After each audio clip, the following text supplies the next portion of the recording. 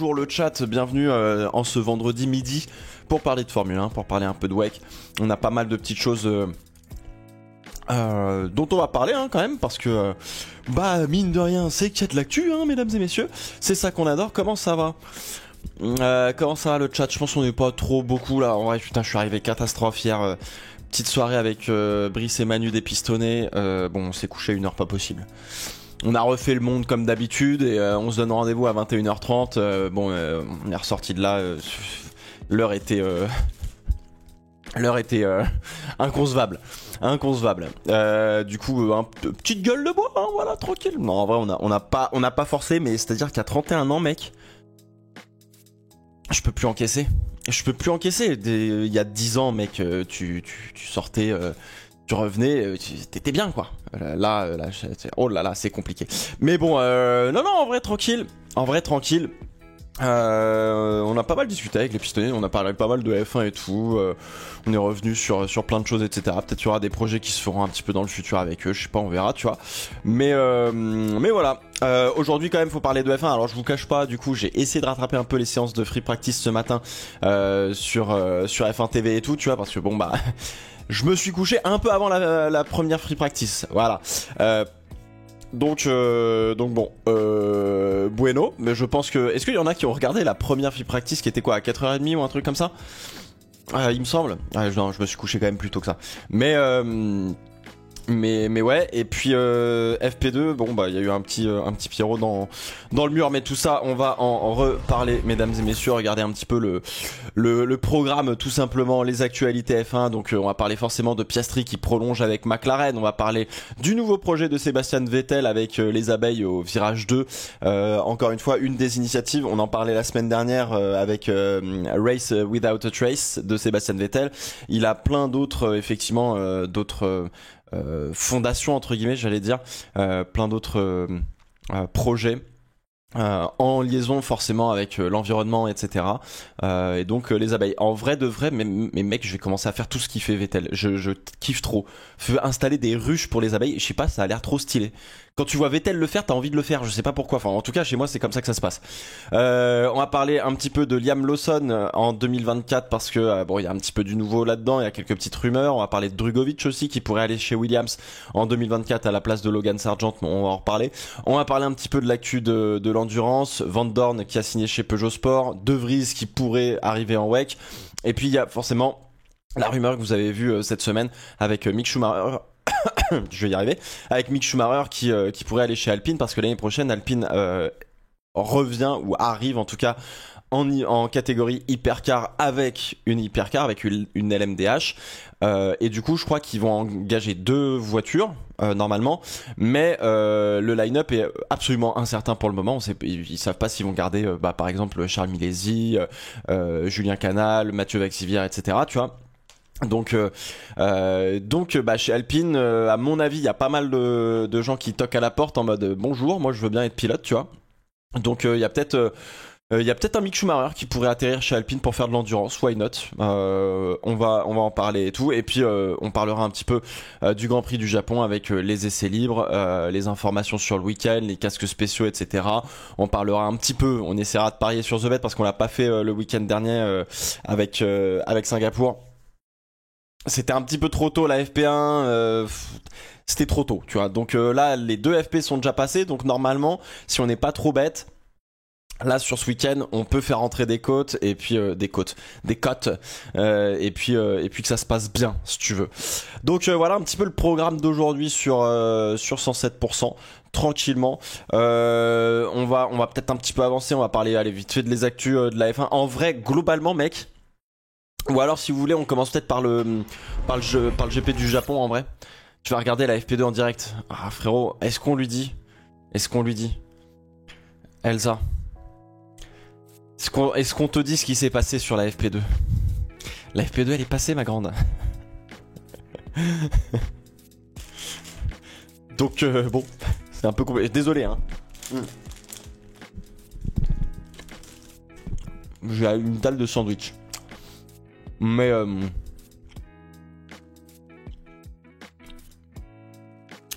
merde, je voulais dire la FP3. Alors la FP3 du coup c'est demain, en tout cas dans la nuit de vendredi à samedi. Donc yes, je suis sûr que Pierre va faire un truc en FP2, je le sens bien. Jordan, on sait que t'es fan de McLaren, donc c'est pas le moment de retourner le couteau dans la plaie, d'accord? Bon ok, vous savez quoi, on va faire, on va parler un peu Japon. On va parler un peu Grand Prix du Japan. Suzuka, donc circuit que moi personnellement j'adore. Hein. Enfin, je pense que c'est un des circuits l'un des plus beaux circuits du monde, avec qui demande quand même pas mal d'aéro, un bon châssis, une caisse vraiment performante pour le coup, parce que t'as beaucoup de courbes assez rapides. C'est assez technique, c'est étroit. Le circuit pardonne pas, c'est-à-dire que t'essaies de faire une petite approche sur les bordures de piste, le circuit te sanctionne direct. Hein. Attention, c'est compliqué. Donc faut faire un peu gaffe. Mais moi personnellement, c'est un circuit que j'adore. C'est un circuit qui a accueilli aussi généralement les fins de championnat aussi, fut une époque, il y a une vingtaine d'années à peu près, ça accueillait les fins de championnat, donc des titres mondiaux se sont joués évidemment à Suzuka, donc c'est cool en tout cas de l'avoir au calendrier de la F1. En vrai, on était allé aussi à Mont Fuji, je sais pas si vous vous souvenez, c'était quoi? C'était 2007-2008 de mémoire, parce que Suzuka était en travaux, il me semble. Et on avait fait 2007-2008, et d'ailleurs il y avait une bataille absolument improbable, complètement folle entre Kubica et Massa en 2007 de mémoire, sous la pluie où le tracé et les lignes blanches n'existaient plus, donc ça se rendait coup pour coup. C'est ce qu'on adorait, tout le monde dans les commentaires était là, oh là là, ils sont en train de faire des choses incroyables, c'est une bataille phénoménale, machin, etc. Aujourd'hui tu montes cette bataille là, les gens disent 5 secondes de pénalité, gna gna gna gna gna. Bref, voilà. C'était encore à l'époque où il y avait un certain laxisme qui dérangeait pas trop parce que tout le monde était assez honnête les uns avec les autres, tu vois, et puis le but du jeu c'est d'aller vite, quoi. Donc voilà, le circuit sanctionnait lui-même d'une certaine manière. Là, bon bah ça sanctionnait un petit peu moins. Bref, résumé rapidement. FP1, FP2, c'est pas passé non plus 1 milliard de trucs. Verstappen et la Red Bull, c'est revenu devant. Donc ça veut dire que, comme je le disais avec Hydro et Robin sur Break Check mardi, la technical directive, c'est pas ça qui les a ralentis, parce qu'on se disait, est-ce que la Red Bull est moins performante parce que c'est Singapour, ou est-ce que c'est parce qu'il y a une nouvelle directive technique? Je reviendrai dessus en vidéo sur YouTube. Qui aurait pu nerf un peu les perfs de la Red Bull et lui casser la performance, tu vois. Pas du tout, voilà, terminé. FP1, FP2, Max Verstappen meilleur temps. Voilà, donc Red Bull est revenu. Y a pas de souci. Effectivement, c'était juste une question de circuit spécifique de Singapour qui faisait que la voiture fonctionnait pas là-bas, tout simplement. Donc c'est des choses qui arrivent. Le race pace, c'est une très très bonne question. Je n'en ai aucune idée. Par contre, j'ai cru voir et j'ai cru comprendre que le Lewis Hamilton, il était un peu plus loin. Je pense qu'il faudra vraiment regarder la FP3. On va attendre de vraiment confirmer la FP3, mais c'est vrai que Hamilton est un peu hors du rythme par rapport à ce qui se fait, on va dire, sur les premières séances de free practice. Ça va bosser, et quoi qu'il arrive, je pense que ça va monter en puissance au fur et à mesure du week-end, notamment à partir de demain, tu vois. Mais c'est pas la première fois qu'on voit un Lewis Hamilton un petit peu pas ouf sur les premières free practice, et qui se retrouve à jouer effectivement P4, P5 sur une qualif et même sur un rythme de course bien, tu vois. C'est juste qu'effectivement peut-être qu'il roule de manière peut-être un petit peu plus conservatrice, j'allais dire. Mais ouais, non, ça, en vrai, ça roule, donc voilà. Il y a eu en plus, oui, effectivement, il était en médium sur la FP1, il a passé les softs en FP2. Je pense que globalement, mine de rien, quand tu regardes un petit peu les temps et quand tu regardes un peu les free practice, Mercedes c'est peut-être un cran en dessous par rapport à la semaine dernière à Singapour. Là vraiment, bon, Red Bull P1 pas de souci, mais Ferrari bien installé en deuxième place, je pense, et McLaren bien installé en troisième place, et juste derrière tu dois avoir effectivement les Mercedes qui sont pas trop, elles sont pas hors du coup, parce que ce serait mentir, tu vois, mais je pense qu'elles sont un petit peu plus en retrait par rapport à ce à quoi on pouvait s'attendre quand on est arrivé au Japon, quoi.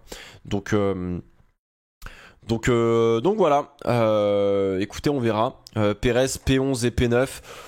Ah, Sergio Pérez, hein, mec. Alors, autre chose pour expliquer la perf de Pérez aussi, ce qui est possible. Hein, je vous le rappelle quand même que la voiture, la Red Bull, en début d'année, elle avait un comportement assez facilement prédictible pour les pilotes et la voiture était de surcroît forcément un petit peu plus feignante, hein, elle avait un petit peu moins de train avant et Verstappen s'en plaignait énormément.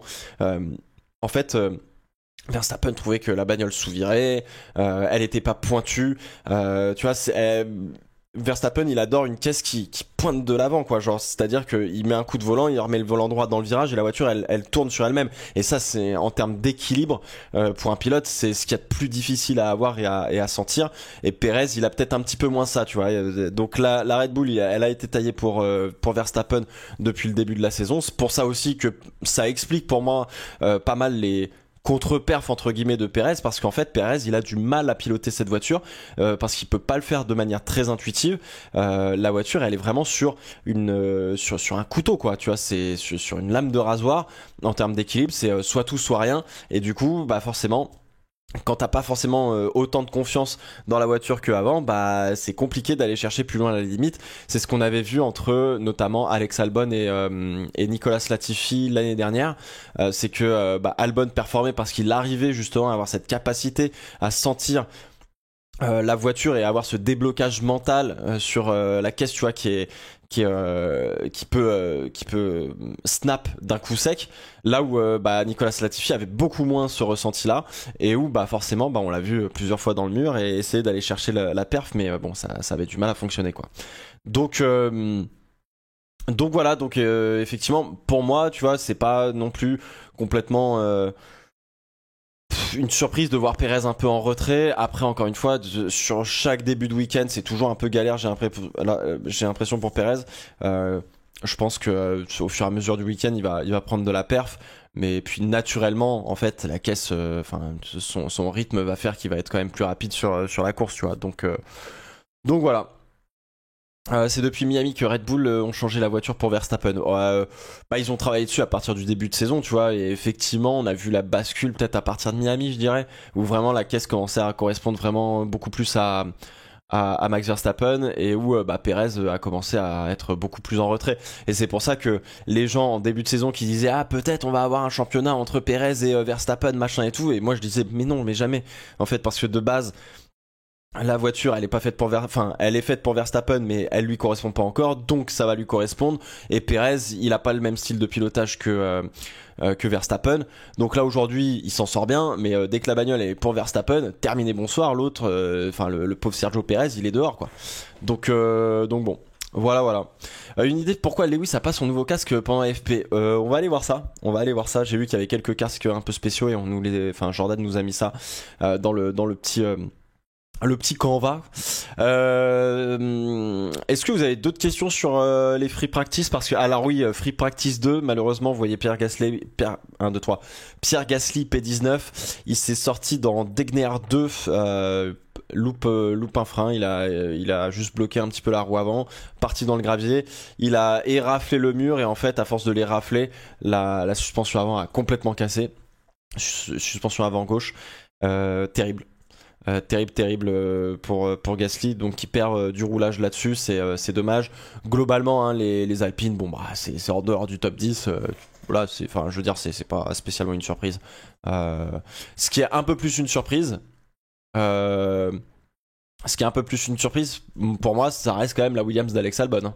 Alors après, il faut voir comment il roule, à combien d'essence, etc. Mais si la Williams avec Alex Albon réussit à faire du top 10, ça veut dire que d'un point de vue aéro et châssis, la caisse cette année elle a fait un step de fou furieux par rapport à 2022 et même 2021 forcément, mais 2022 tu vois. Donc voilà, ouais, ça. Donc Alex Albon a surveillé, et puis Piastri, oui, il se prend une petite pilule par Norris, mais Piastri découvre quand même Suzuka quoi. Donc au volant d'une F1 avec les nouvelles améliorations, donc il y a du taf aussi à faire du côté de du côté de Piastri. C'est pas encore tout à fait terminé là-dessus, tu vois. Donc on va voir comment ça évolue pour Piastri sur le week-end. Et puis ouais, bah les Ferrari qui sont bien placés, écoute, on verra, hein, mais pour l'instant, pour moi, ça va prendre P2, P3 si Sergio Perez est un peu loin, mais ce sera derrière Verstappen, c'est sûr. Donc voilà. Aston Martin, parlons un peu de Fernand. Bah Fernand, P6, P6. Fernand à l'écoute d'opportunités, comme on dit. Je suis désolé de vous le dire, hein, mais là, Fernand, pour l'instant, l'Aston, elle prend un petit coup dans la gueule. Pour l'instant, ça fonctionne pas beaucoup. Lance Stroll, bon, P10, P11. En fait, c'est là où tu vois la limite du modèle de Lawrence Stroll, de se dire qu'on met son fiston qui, bah, a fortiori, est plus assez bon pour la F1, où tu te dis, bah en fait, t'es en train de lutter contre des line-up de fous furieux entre Charles Leclerc, Carlos Sainz, qui sont quand même très complémentaires et qui avancent dans la même direction, entre Lando Norris et Oscar Piastri, qui sont vraiment des pépites générationnelles, qu'on le veuille ou non. Enfin, je veux dire, voilà. Donc ça, George Russell, Lewis Hamilton. Bon, bah, là, encore une fois, hein, Hamilton, faudra surveiller, mais globalement, voilà. On est sur septuple champion du monde, George Russell, attention les yeux. Donc, à un moment donné, quand t'as dans ton écurie et ton line-up effectivement un double champion du monde qui peut faire du boulot, et Lance Stroll qui est garé et qui est plus assez bon, en fait. C'est pas qu'il est mauvais, mais c'est qu'il est plus assez bon pour lutter avec Fernando à deux contre tous les line-up qu'il y a devant, parce que en fait les écarts entre les équipes et les voitures sont assez restreints, sauf que l'autre il rentre pas dans les points, quoi. Et j'étais surpris, ce que je disais chez Breakcheck là mardi. Je dis mais attendez, d'où Lance Stroll, il a marqué 47 points cette année. On l'a jamais vu marquer des points, tu vois. Dans ma tête, je me dis mais qu'est-ce qu'il a. On le voit jamais. Il marque 2-3 petits points par-ci par-là. Il a quand même fait une ou deux grosses perfs, tu vois, mais globalement 47 points le gamin. Ce qui est pas rien, mais ce qui est totalement pas assez pour comment ça s'appelle, pour Aston Martin. Donc bon, voilà. Comment t'expliques la surperformance des Alpines à Singapour?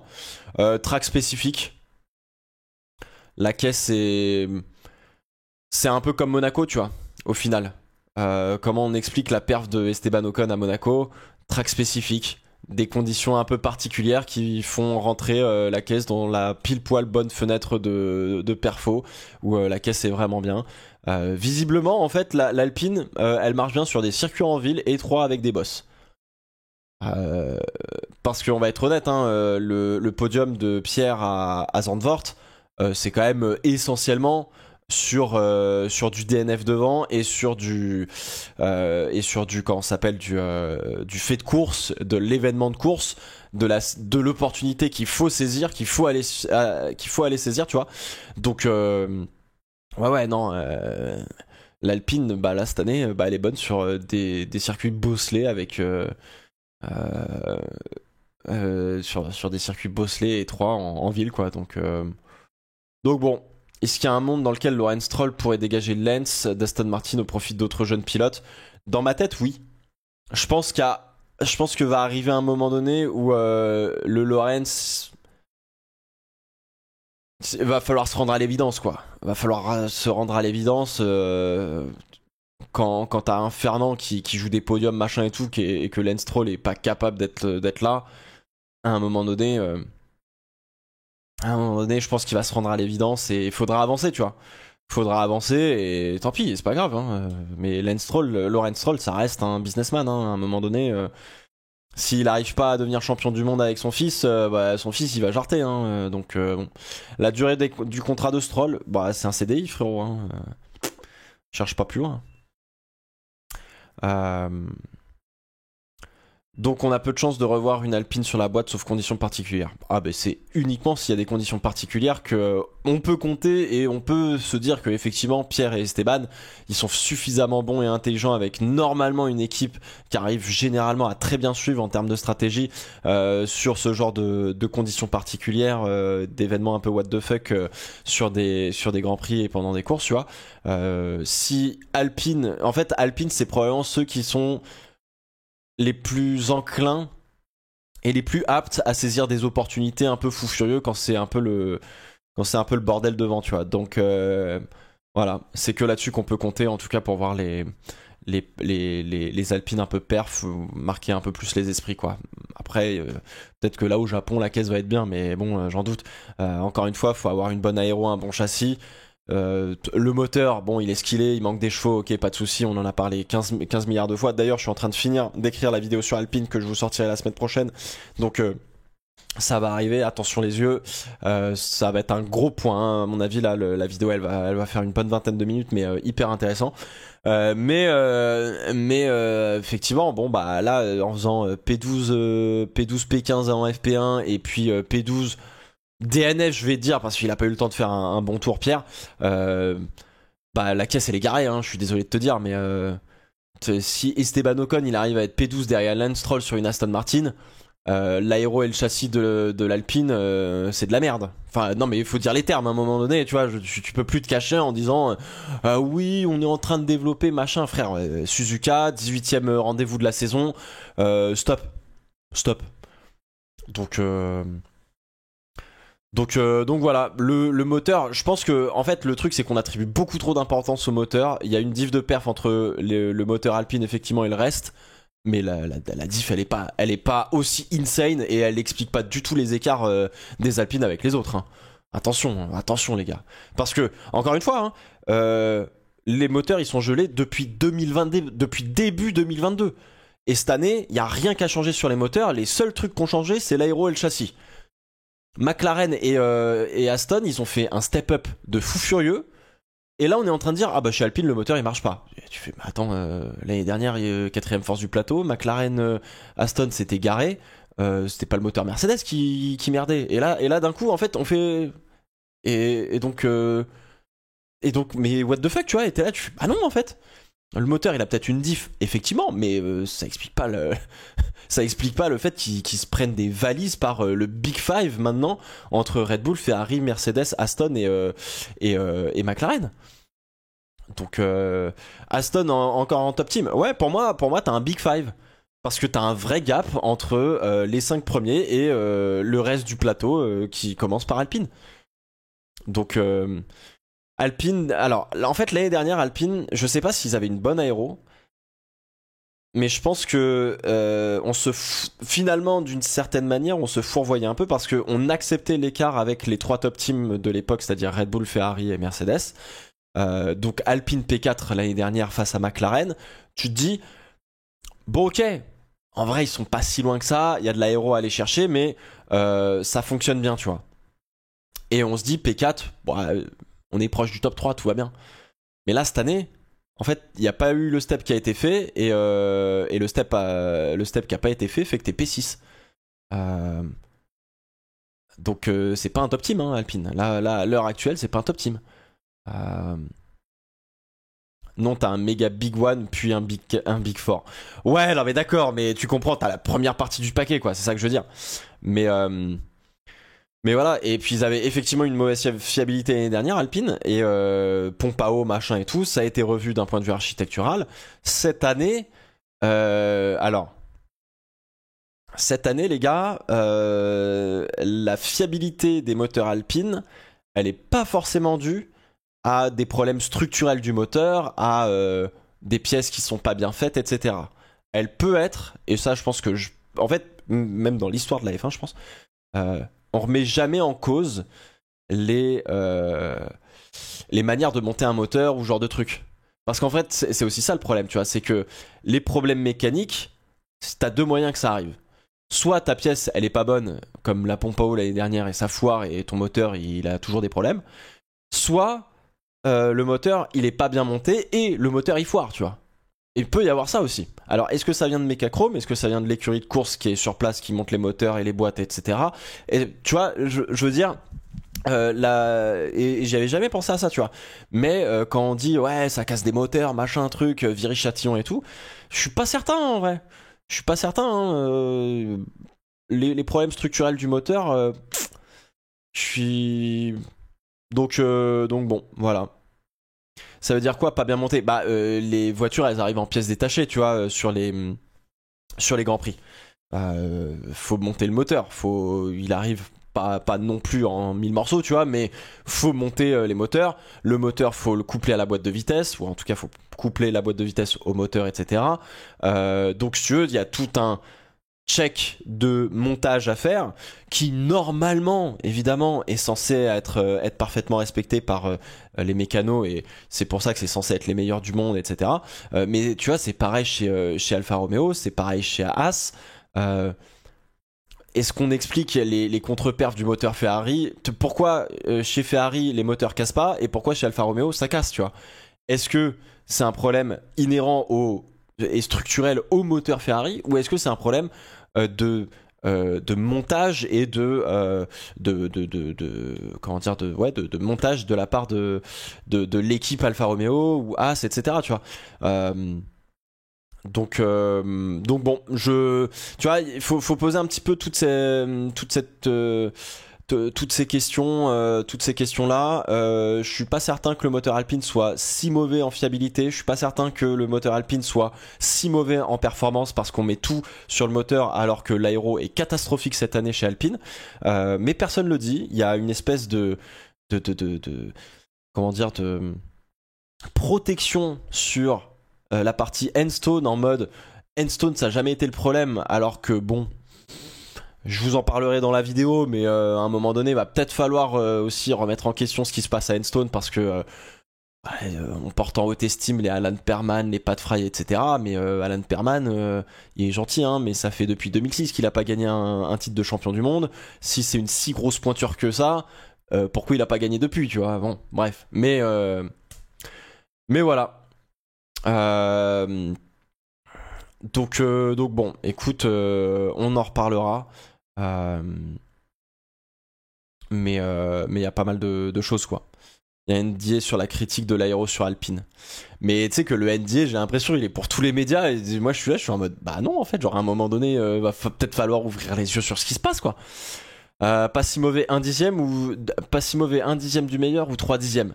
Le moteur, le moteur, en vrai, je pense pas qu'il manque 20-30 chevaux, mec.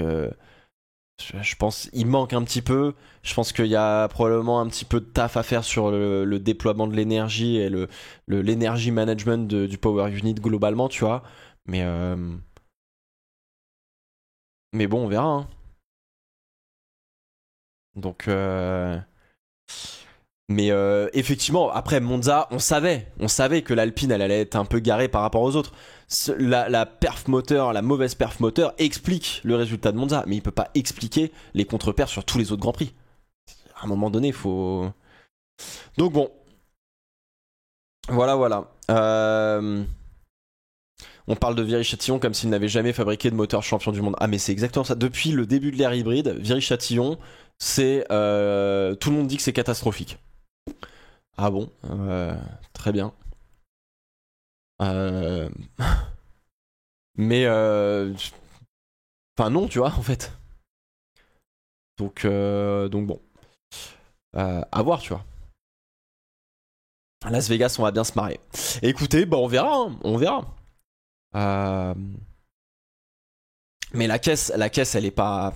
Ouais, cette année, la caisse, au mieux, elle a stagné. Au mieux, elle a stagné parce que, bah, en fait, il y a eu un pas de géant fait par McLaren et Aston Martin qui est assez. Enfin, moi, je trouve que c'est assez phénoménal. Hein. Je vais pas dire que c'est inexplicable, mais la violence de ce step pour les deux écuries, il est quand même violent. Et là, tu te dis, mais attends, mais chez Alpine, on se touche la bite sur l'aéro, là, c'est pas possible, tu vois. C'est terrible. Donc bon. Euh, Enfin, regarde le speed trap de Monza, il est pas garé le moteur. Oui. Ah non, mais on est d'accord là-dessus. On est d'accord là-dessus. Le moteur, il est pas cata hein, sur Monza. Il explique une contre-perf, effectivement, où tu te dis, bon, bah, il manque quelques kilomètres en ligne droite, mais globalement, ça va, quoi. Globalement, ça va, c'est pas cata, tu vois. Le moteur, il est quand même là. Ok, il y a un déficit sur le moteur, mais le déficit, il se gomme avec de l'aéro, hein. Enfin, demain, tu prends entre guillemets de l'aéro, de la McLaren ou de l'Aston ou de la Fefe, tu la mets sur l'Alpine. L'Alpine, elle fait jeu égal avec son moteur, hein, y a pas de souci. Donc bon. Là, on est à Suzuka, juge de paix absolu. Il faut un moteur, il faut de l'aéro, il faut un châssis. Bon, si ça fait P13, P14 en course, tu sais que ta caisse elle est garée, hein, faut pas chercher plus loin. Donc bon. Voilà. Ou de la Red Bull, effectivement. Ou de la Red Bull, c'est vrai. Ah, par contre, si l'Alpine avait l'aéro de la Red Bull et serait P1, on parlerait mais zéro du moteur. Viry-Châtillon, on leur enverrait pas des fleurs, mais en tout cas, on leur taperait pas dessus. On dirait que c'est Enstone qui a fait tout le boulot. Ce qui, dans ce cas-là, serait plutôt véridique. Tu vois. C'est comme là, on parle jamais du moteur Honda de la Red Bull. On parle que de l'aéro de la Red Bull. C'est tout. C'est un bon moteur, c'est un moteur qui se fait oublier. Hein. Donc voilà. Passer un peu à autre chose parce que là on a dérivé sur Alpine comme d'habitude. Du coup, bah, chez Red Bull, on peut sécuriser le titre constructeur. Voilà. Euh, faut faire mieux que Mercedes et faut éviter de se prendre 24 points par Ferrari, c'est ça? Bon, globalement. Demain, FP3 à 4h30, qualif 8h, course 7h dimanche. A priori, il va pas pleuvoir. Il fait pas non plus gigabeau, mais il va pas pleuvoir. Je vous propose d'aller voir les casques spéciaux, mesdames et messieurs. Le casque d'Esteban est une masterclass. Je dis pas ça parce que je l'aime bien, mais vraiment, son casque est une masterclass. Je veux rien savoir. Le casque d'Esteban est absolument phénoménal. Quand est-ce que Max va gagner le prix, le titre constructeur? Casque d'Esteban comme ça, là, ce serait bien de l'avoir en Minia, ouais, ça aurait été pas mal. Putain, mais mec, il a un flot de fils de... Pouf! Fils de sa maman, là. Hein. Il est vraiment très très beau, ce casque d'Esté, là, blanc et rouge comme ça, je trouve ça incroyable. Le casque de Fernando existe. Ouais, bah... Il est stylé, le casque de Fernando. J'aime bien ce côté un peu déstructuré, très... je sais même pas comment on appelle ça, mais très, très peinture asiatique, japonaise, etc. Tu vois. Très stylé. Mais trop éloigné. En fait, c'est plus une œuvre d'art comme ça, tu vois. Mais celui de Fernando, il est... Je sais pas comment dire, il est à la fois très original, mais en fait c'est un casque très original, mais qui est absolument normal dans son originalité. Tu vois ce que je veux dire ou pas? Alonso, il est très beau, mais un casque comme ça, il est attendu quoi. Il y a rien de fou furieux et de parti. Il est stylé, hein, mais il y a rien de fou furieux, je trouve. Le casque de Guan Yu Zhou, bon alors Zhou et Alfa Romeo globalement, ça fait que des livrets en fait. Ça fait que des livrets cette année. Bon, Joe, t'es aigri. Mais absolument pas. Moi, je le trouve stylé son casque. Mais en fait, c'est un casque qui est pas conventionnel, mais dans cette non-conventionnalité du casque, y a rien d'original en fait.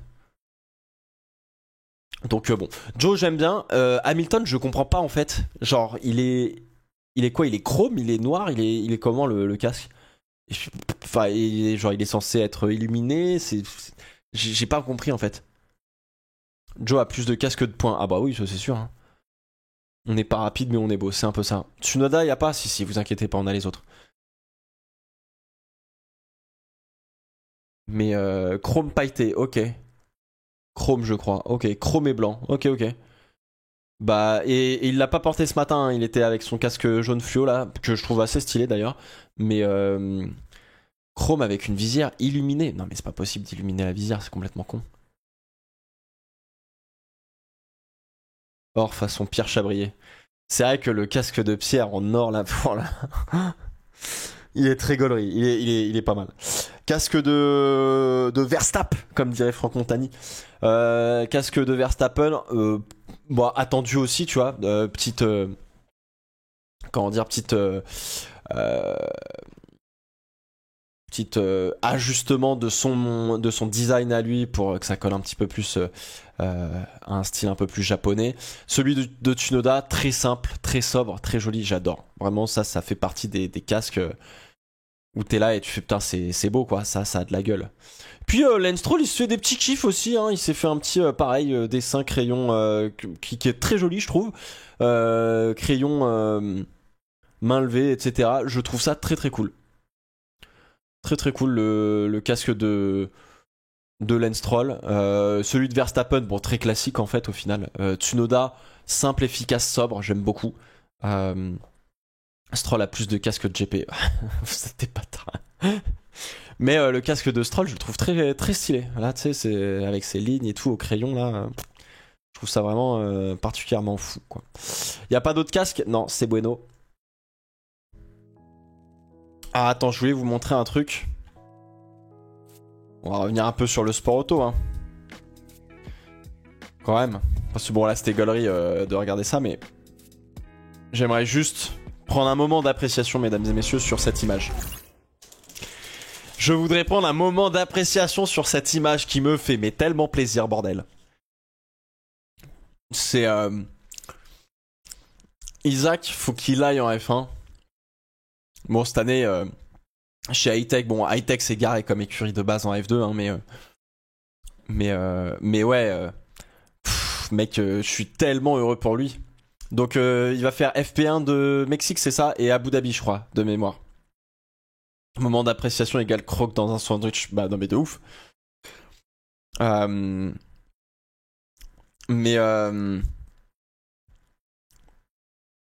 Mais ouais, il a un vrai gros potentiel. Cette année, bon, la F2 chez Hightech, c'est l'enfer parce que Hightech, c'est une écurie qui est pas folle justement en F2. Donc l'année prochaine, faudrait que ça aille. Bah, chez ART, je sais pas, ce sera peut-être plus Prema parce que chez Prema ils prennent des pilotes Red Bull. Mais s'il est chez Prema l'année prochaine, la bataille entre lui et Victor, parce que Victor va probablement refaire une saison de F2, hein, mais la bataille entre lui et Victor en F2, ça va briser des cœurs en France. Hein. Moi je te le dis tout de suite, nous on va avoir mal au cœur, hein, parce qu'on voudra que les deux gagnent, mais il y aura qu'un seul vainqueur, donc ça va être l'enfer. Donc ouais, pourquoi Hadjar plutôt que Iwasa ou Auger? Je vais te dire un truc. Pour connaître un petit peu Isaac. Après, je sais pas si c'est le cas chez les autres, mais je trouve, personnellement, dans le comportement et le body language, comme on dit, de Isaac, si tu devais donner une incarnation de Red Bull, de ce que représente Red Bull, de ce qu'est Red Bull, c'est Isaac. Il a un comportement, une attitude, une manière de parler, que ce soit sur ou en dehors sur la piste ou en dehors de la piste, tu vois. Si tu dois définir Red Bull, c'est Isaac Hadjar. C'est Isaac Hadjar. Il est super sympa, il n'y a pas de souci avec ça, mais on n'est pas là pour enfiler des perles, quoi. Il a un mental où il est là pour la gagne. Et comme Verstappen, hein, Verstappen d'une certaine, je trouve que Verstappen n'est pas spécialement, je sais pas comment dire, c'est un peu différent pour Verstappen. Verstappen, il est très très compétiteur et quand il s'agit de gagner, bah il est prêt à tout pour gagner, et puis il est absolument honnête avec ça et avec tout le monde. Et en fait, je pense qu'il y a ça, c'est ça qui dérange un petit peu, c'est que en fait ce qu'on appelait de l'arrogance chez Verstappen il y a quelques années, parce que bah il avait jamais vraiment prouvé on savait qu'il avait du talent mais il faisait que des conneries. Verstappen, il a jamais changé de ligne directrice en termes de communication, etc. Aujourd'hui, on peut plus appeler ça de l'arrogance, mais il a juste de l'honnêteté intellectuelle envers tout le monde en disant bah moi je pense que je suis le meilleur, je l'ai toujours pensé, et puis Et puis, s'il y a un truc qui me casse les couilles, je le dis. Et si ça t'offense, c'est ton problème, c'est pas le mien, et tu te démerdes, tu vois. Et bon, bah, les gens apprécient pas forcément ça. Verstappen, il est pas spécialement lisse, tu vois. Donc, donc voilà. Mais Isaac, il a ce côté un petit peu, ce côté très Red Bullesque, je trouve, dans sa manière d'être, etc., que j'apprécie particulièrement. Et je pense que être dans une autre académie, ça l'aurait pas fait, je pense. Effectivement, être chez Red Bull, c'est la meilleure chose qui lui soit arrivée. Et, j'ajoute à ça que ça devait être l'année dernière, je crois. L'année dernière, quand Christian Horner, mais ça je vous l'ai déjà dit, je pense Christian Horner qui fait le podcast Beyond the Grid sur la F1. Quand on pose la question à Christian Horner, bon alors et les Red Bull Junior, machin, qui c'est qu'on va voir arriver, machin et tout. Le premier blast qu'il cite, c'est Isaac Hadjar, mec. Donc t'es là, tu fais let's go, putain. Et bon, cette année il est chez Hightech. Les Hightech, elles sont garées en F2, c'est casse-couille. L'année prochaine, Inch'Allah, il se retrouve chez Prema par exemple pour jouer le titre, et c'est ça qu'il faudrait. Faut savoir aussi, je tiens juste à terminer là-dessus, que la carrière d'Isaac, elle est effectivement financée par Red Bull, mais c'est surtout, et ça va vous en boucher probablement un coin, c'est surtout Helmut Marko qui a mis les thunes pour la saison de F2 de Isaac. Donc si le docteur Helmut met des billes pour payer la saison de Isaac, attention. Attention. Donc, pourquoi pas chez ART? Parce que de base, je crois que chez ART, tu sais, il y a des affinités, je vais te dire, entre guillemets. Il y a des affinités, mais le ART, ça a été toujours plus Mercedes, plus Alpine, Renault, tu vois, d'autres pilotes, etc. Mais je crois qu'ils ont jamais eu de pilote Red Bull. Donc pour que Helmut, en tout cas, sorte le chéquier pour Isaac, c'est vous dire. Après, Helmut, il paye pas toute la saison de Isaac, hein, évidemment, mais il paye. Une partie, en tout cas. Donc voilà. Il y a Carlin aussi, ouais. Bon, Carlin, ils sont pas mauvais, mais ils sont un peu outsiders, entre guillemets, je trouve, encore en F2. Donc ouais. Écoutez, on va voir. Hein. Est-ce que Helmut a déjà payé par le passé des carrières? C'est une bonne question, je sais pas du tout.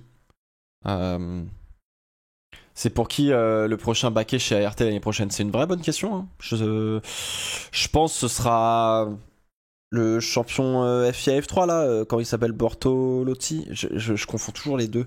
Il y a Bortolotti et celui en Freca, mais celui en Freca il va direct en F2 je crois. Donc du coup, Bortoletto, pardon. Je dis Bortolotti. Bortoletto, ouais. Bortoletto, il va chez... Ah voilà, Kimi Antonelli, merci. Antonelli, lui, il va aller chez qui? C'est une bonne question, mais peut-être Bortoletto, je suppose, chez ART? Je sais pas. Ou Antonelli, bon. Donc bon voilà, c'était la petite image que je voulais vous montrer. Isaac est en train de mouler son baquet pour rouler dans l'AlphaTauri. Tout à fait mérité. Maintenant, faut envoyer un peu plus la sauce, frérot. Va falloir envoyer la soupasse.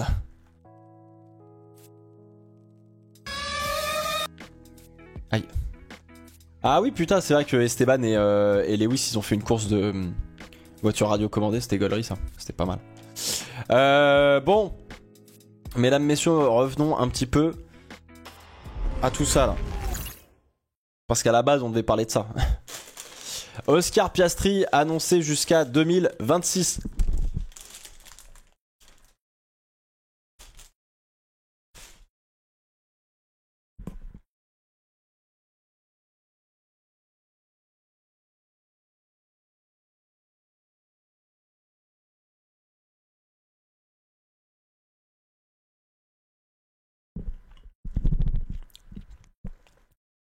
Logique méritée, parce qu'il y a besoin de revenir dessus. Oscar Piastri, c'est la pépite de sa génération. Talent incroyable. Il fait une saison de rookie qui est phénoménale, je trouve. Il est honnête sur la manière de gérer les pneus qu'il apprend au fur et à mesure. Il y a eu une ou deux courses où il y avait de la gestion de pneus à faire. Il n'avait pas compris, c'était difficile, etc. Et puis là, Singapour, il a bien géré, il a plutôt bien géré. Tout le monde a, moi compris, hein. Mais après, il y avait tellement de choses à parler sur Singapour, mais from P17 to P7, quoi, hein, quand même. Alors évidemment, il y a des abandons devant, mais from P17 to P7. Donc plutôt pas mal. Donc voilà, c'est ce qui me fait mal au cœur, comme d'habitude, hein, mais ce qui me fait mal au cœur, c'est de voir le fait qu'il se soit barré d'Alpine, quoi. Et c'est la faute à Alpine, hein, c'est pas la faute d'Oscar. Très clairement, il a joué sa carte, bien joué, y a pas de souci, tu vois. Mais ce que j'arrive pas à comprendre, c'est comment le management d'Alpine. Alors je sais pas si c'est Alpine. Laurent Rossi, etc., ou si c'est plus côté Enstone, ou un bric-à-brac qui s'est pas entendu, etc. Peu importe, mais en tout cas chez Alpine on n'a pas su le retenir, et ça c'est terrible. C'est terrible de pas savoir, de pas avoir su retenir Oscar. Pas certain que même s'il avait eu la proposition d'Alpine et de McLaren, qui serait resté chez Alpine. Je pense qu'en vrai, avec du recul, même si Alpine lui propose le baquet, en bonne et due forme, hein, avant et tout, à la place de Fernando, ou voilà. Si on lui propose le baquet officiellement avant et que McLaren arrive un peu après et tout, en vrai, dans ma tête, je pense qu'il prend McLaren plus que Alpine. Je sais pas pourquoi, mais je pense que c'est ça. Donc voilà. Fernando, bon, il a fait du Fernando sur de la com, donc t'as l'impression que Alpine s'est loupé sur Fernando, mais c'est juste qu'ils n'arrivaient pas à se mettre d'accord sur un contrat. Ça, je vous en ai parlé, donc why not, tu vois. Chez Alpine, on voulait un contrat plutôt court pour Fernando, pour pas prendre de risques, voilà. Et Fernando, il voulait un contrat long, voilà. Donc bon, bah écoute, c'est pas grave, mais ça veut dire qu'il a pas de loyauté, et dommage. Bah. En fait, le truc, c'est qu'à un moment donné, faut aussi regarder en termes de carrière ce qui est possible, ce qui est pas possible. Euh, et en fait, le truc, ce qui peut jouer beaucoup aussi, et ça a été tout le problème d'Alpine, on va pas y revenir encore une fois. Je vous l'expliquerai en vidéo, mais quand tu vois la manière de manager Alpine depuis 2 ans et quelques qui sont revenus en F1, enfin qui sont arrivés en F1 du coup. Maintenant ça va changer évidemment avec Bruno Famin et tout, mais la manière de manager fait que tu sens que y a un gros groupe derrière, que ça va être long, difficile, ça va y avoir de la souffrance dans la recherche de performance, etc. Et que chez McLaren ça reste que une écurie de course qui vend des bagnoles à côté de temps en temps, et puis voilà, tu vois. Donc le projet McLaren en tant que pilote est probablement effectivement plus rassurant, et c'est aussi probablement pour ça que Ricciardo s'est barré de Renault, hein. Ricciardo, quand il se barre et qu'il va chez McLaren, c'est pas le bon choix de carrière, de mon point de vue, parce qu'il y avait quelque chose à construire avec Renault qui pouvait devenir Alpine après, tu vois. Mais au moment du Covid, où tu sais pas ce qui va se passer, McLaren c'est plus rassurant encore une fois que Renault, et je pense qu'il y a un petit peu de ça. Donc là, à partir de maintenant, depuis qu'il n'y a plus Laurent Rossi, depuis qu'il n'y a plus Alan Perman, depuis qu'il n'y a plus Pat Fry, depuis qu'il y a eu un peu de ménage aussi à Enstone et peut-être à Viry d'ailleurs, j'en sais rien, mais et que Bruno Fama arrive et qu'il est en train de recruter des gens, machin et tout, ça y est, enfin c'est en train de bouger, tu vois. Donc bon, écoute, on verra. Mais en tout cas, très content pour Oscar, il mérite, mais à 2000%, sa place en Formule 1, sa saison parle pour lui, la manière dont il arrive à se battre en piste et tout, ça parle pour lui, il n'y a rien à dire, c'est un super pilote. Et puis fin 2026, on verra où est-ce qu'en est McLaren, on verra où est-ce qu'en est la F1, on verra où est-ce qu'en est Oscar Piastri. D'ici là, je pense qu'il aura effectivement eu une première victoire, quelques podiums, et peut-être qu'en 2026, ça se battra pour le championnat, j'en sais rien. Sebastian Vettel. Alors, le petit Sébastien, bah, il continue hein, tranquillement de faire un petit peu son petit bonhomme de chemin, cette fois-ci avec des abeilles. C'est où? C'est à l'intérieur du virage 2, ouais, c'est ça, à l'intérieur du virage 2. Toutes les équipes ont une ruche, je crois, de mémoire, qu'elles ont, que chaque pilote a un peu personnalisé, c'était assez gaulerie, il y a des petites vidéos qui traînent hein, sur les réseaux sociaux, je pense que vous avez vu ça. Euh, mais voilà, donc Sébastien Vettel qui fait beaucoup pour les abeilles. Les abeilles qui sont. Alors, il paraît que c'est très bon pour la nature, etc. Je me rends pas compte à quel point, en fait, c'est bon pour le. Pour l'écologie, la nature, etc. Tu vois. Euh, mais. Mais ouais, écoute, moi, ça y est, j'ai envie de planter des ruches avec Vettel maintenant, frère, c'est terrible. De Vettel, quand même, ça, moi, c'était l'un des pilotes que je détestais le plus dans les années 2010, parce que Red Bull gagnait tout, et qu'à l'époque, j'étais jeune et un peu con, et que ça me saoulait de voir Vettel gagner, j'avais pas envie de le voir gagner, je voulais voir Alonso gagner chez Ferrari, je voulais voir Raikkonen, machin, bon, bref, la totale, tu vois. Euh, Sans abeilles, pas de fleurs. Abeilles, véritable enjeu écologique. Plus d'abeilles, plus de fleurs. Ok. Plus de fruits, plus de fleurs. Ok. Et les fleurs, c'est bon pour l'écosystème. Pas de fruits et pas de fleurs. Ouais, c'est vrai que c'est relou. Si on a plus de fruits, c'est bof quoi. Donc en vrai, plus on met d'abeilles, mieux c'est quoi. Mec, je vais devenir apiculteur. Hein. Let's go. Hein. Il y a du business à faire, je pense. Pas de pollinisation, pas de nouvelles fleurs, plus de bouffe. Elles sont vitales. Putain, mais pourquoi on en parle que maintenant? Mais nous sachons là, qu'est-ce qui se passe? Si pas de fleurs, plus de fruits et de légumes. C'est quand même 80% de notre alimentation. Oh merde! Ah ouais, quand même, hein! Euh, euh, ok. Ça fait 50 ans qu'on en parle. Alors, excuse-moi, mais c'est pas sur le devant de la scène depuis longtemps, hein, moi, dans ma tête. Plus d'arbres également, ouais. Mais pourquoi moi je suis pas au courant? Pas d'abeilles, plus d'humains, ouais, c'est quand même c'est ballot ça.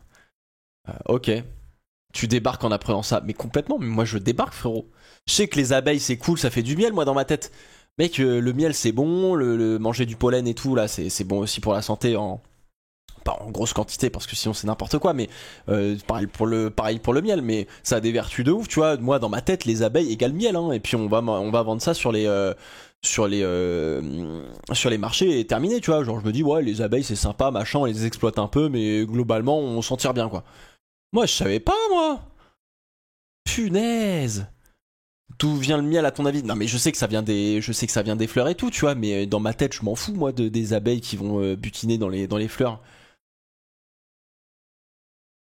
Non mais tu sais manger le pollen, non mais c'est la pâte là, c'est pas justement c'est pas le miel, c'est un autre truc. Mais mais oui si tu peux, c'est quoi, c'est du, c'est quand ça s'appelle, c'est pas du pollen, c'est je sais plus, de la gelée, voilà c'est ça, de la gelée pardon. Le nectar, ouais c'est ça. T'as sauté la SVT au collège. Bah gros, moi la SVT au collège, ce qui m'intéressait c'était les planètes, l'espace, etc. Genre les abeilles, je m'en battais les couilles. Tout ce qui était nature, écosystème, ça me saoulait. La gelée royale, ouais c'est peut-être ça. Propolis, ouais je sais plus. Mais bon bref. Mais oui non, bah, la SVT mec, moi ouais, très bien, les abeilles elles butinent, elles font du miel, bisous, moi ça s'arrête là. Hein. Moi je vois que le côté mercantile de d'aller vendre tes pots de miel et ah le pollen se mange aussi, on est d'accord non? Normalement. Enfin le pollen des abeilles hein, je parle. Mais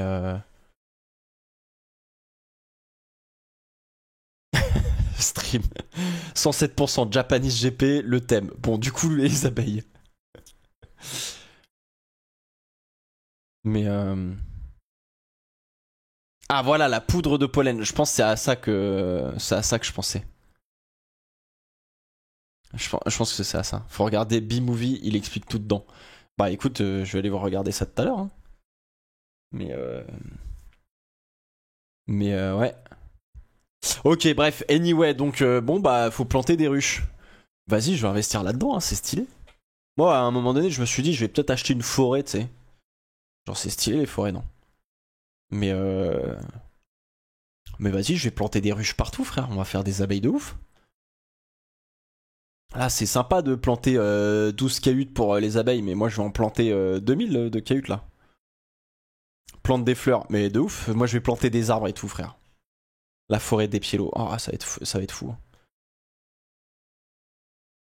Donc, je vais planter des ruches. Bah ouais, on s'en fout. Le gars, il connaît rien, mais eh, on s'en fout. Le but du jeu, c'est l'intérêt. C'est l'intention qui compte. Donc, donc voilà. Mais ouais, punaise, c'est bien ça. Une ruche entre 300 et 500 balles. Ouais, ok, bah c'est pas très cher. Hein. Enfin, je veux dire, pour le bénéfice que. Ruche, c'est le film avec Thor là. Bonjour.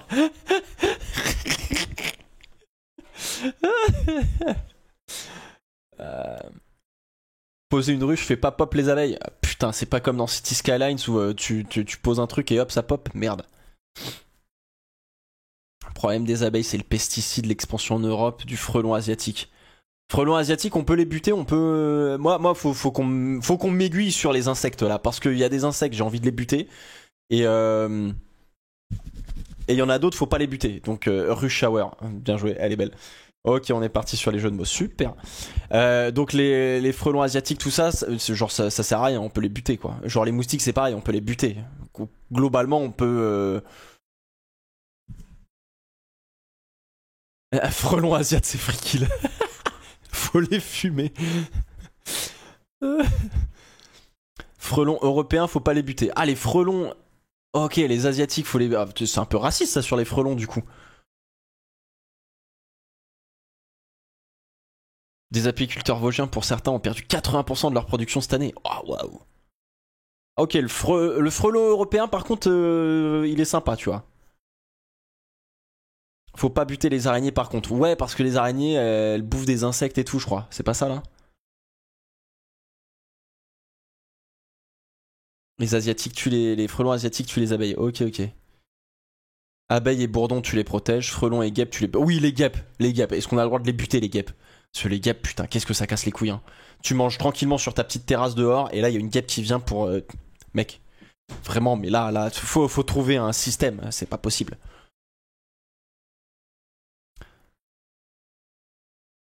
Le frelon, c'est pas qu'il est sympa, mais il est utile. Il est utile à quoi le frelon? Putain, mais en vrai, vous y connaissez de ouf dans le chat là. Qu'est-ce que c'est que ce bordel? Je dois lui demander le passeport avant de le buter. C'est vrai, ça, comment on reconnaît un frelon asiatique d'un frelon européen? Et déjà, comment ils sont arrivés en Europe, les frelons asiatiques? Qui sait différencier une guêpe d'une guêpe d'un frelon d'une abeille? Mais les abeilles, c'est tout mignon, c'est doux sur les poils là. Les guêpes, c'est jaune et bon, tu vois très vite qui t'as envie de buter en vrai. Hein, je vais être tout à fait honnête. Le commerce par bateau, ah ouais. Dans les transports, ok, ah ouais, ok. Par conteneur, camion, ok. Ouais, la taille aussi, ouais, c'est vrai. C'est vrai que les abeilles, c'est petit. Hein. L'abdomen, oui, voilà, c'est comme ça qu'on appelle ça, effectivement. Euh, ok. Ils ont des pattes jaunes, ok. Euh, mais ouais. Oh, le chat de fou, ouais, c'est ça. Taille et couleur, ok. Frelon asiatique, plus petit et foncé. Frelon un peu plus grosse que des guêpes. C'est des grosses guêpes, ok. Ouais, c'est vrai que les frelons, moi, ça m'a toujours fait flipper. Je voyais des trucs, je suis, oh putain, ah, lui, s'il me pique, c'est le cercueil direct, quoi. Mais regarde la chaîne d'Étienne LGF, il explique plein de trucs sur les frelons guêpes qu'il va buter, c'est hyper intéressant. Alors aujourd'hui, on va buter du frelon. Ok, je retiens. Bon bah nickel. Bref, donc du coup, voilà, Sébastien Vettel, toujours sur des belles choses. Merci le chat en tout cas pour vos éclaircissements sur notre écosystème.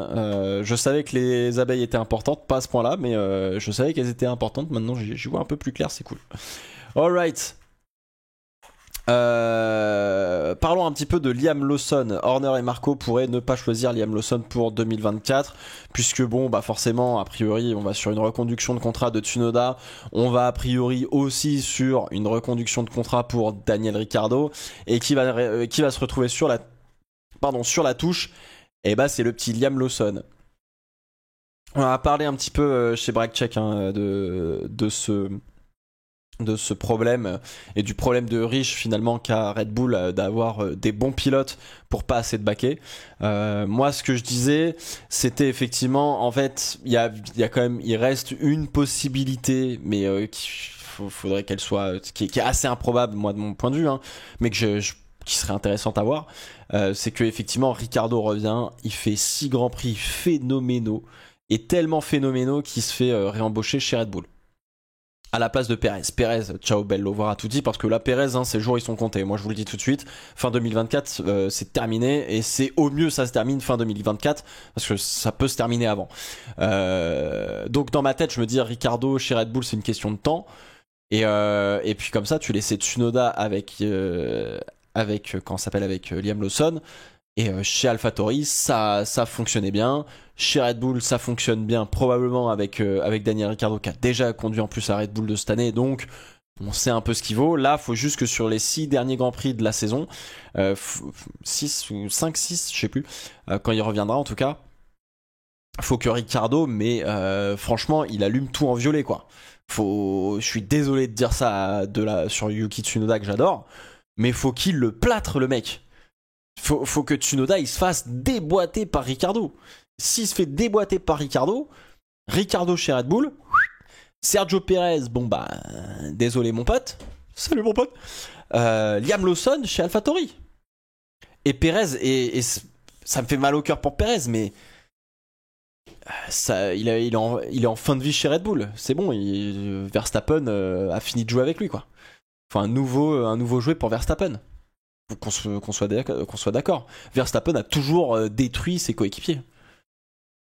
Mais bon, ce que je viens de vous dire là en termes de possibilité que Ricciardo arrive début 2024 chez Red Bull, c'est hyper improbable, attention.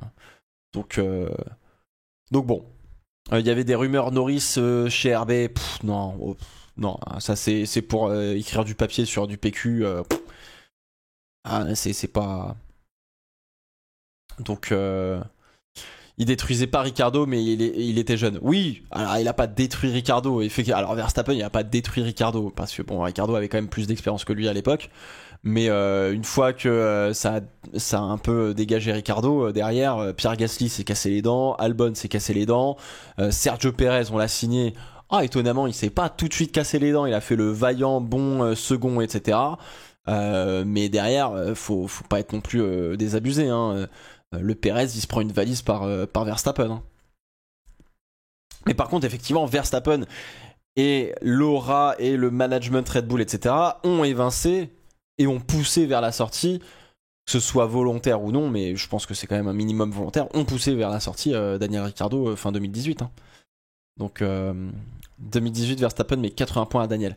Oui, mais 2018 le moteur Renault dans la Red Bull est pas fiable du tout. Et Who Needs the Driver and an Engine, rappelez-vous.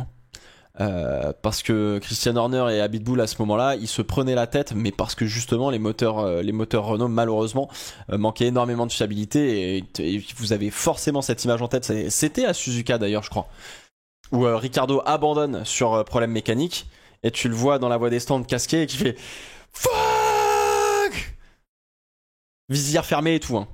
Et tu l'entends et genre les mecs à côté ils se retournent, ils font oh putain, vous avez jamais vu cette image? Je suis sûr que vous l'avez vu. Je suis sûr que vous l'avez vu. Bouge pas. Je vais chercher l'image. C'était Austin? Ah c'est peut-être Austin. Non vous avez peut-être raison. Dans ma tête Ricciardo avec Austin. Bon, on va mettre ça. Comment? Non, Ricciardo angry.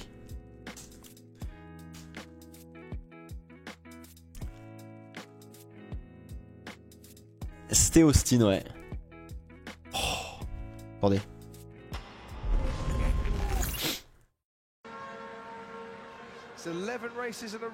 Là, il va fermer sa visière et il va péter un câble. Hop, on ferme la visière et...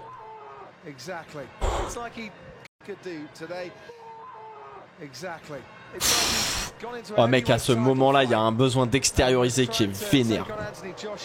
Je le mets pas en gros, sinon je me fais strike. Hein.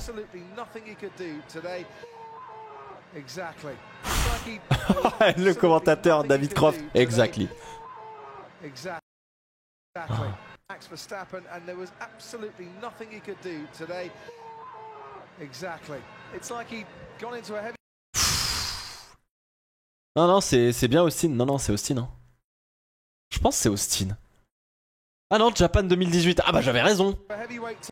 J'avais raison, donc c'est bien Japon, exactement. Vu qu'il a manqué la Q3. Mais il avait abandonné à Austin aussi. There's nothing he could do. Fuck! Exactly. Mais ouais. C'était Suzuka 2018, effectivement. Donc 2018, ouais, c'était ça. 3 abandons pour Verstappen, 8 pour Ricardo, mec. C'est d'une violence sans nom. C'est d'une violence sans nom. 8 abandons sur problème mécanique. Hein. Plus, non, il y avait eu aussi Baku et l'accrochage des 2 Red Bull. Bon, mais t'as compris quoi. Contrairement à aujourd'hui où le moteur Renault est vraiment fiable, n'est-ce pas, la boîte à Esteban? Alors, t'étais peut-être pas là en début de stream, mais on a parlé justement de ce problème de fiabilité chez Alpine. Et c'est pas que le moteur. Il y a peut-être aussi une façon de... peut-être une façon de monter le moteur qui parfois peut merder. La boîte c'est Enstone ou c'est Viry d'ailleurs? Vraie question, parce que là du coup dans ma tête je suis pas sûr. Dans ma tête je pense que la boîte c'est Viry, tu vois. Mais je vais pas au début du live en effet. Merci pour l'explication. C'est Enstone qui fait la boîte? Il y a quand même eu beaucoup de problèmes de boîte hein, cette année. Mais je vais regarder. F1, Alpine, Gearbox, Enstone. Ah oui, bah non.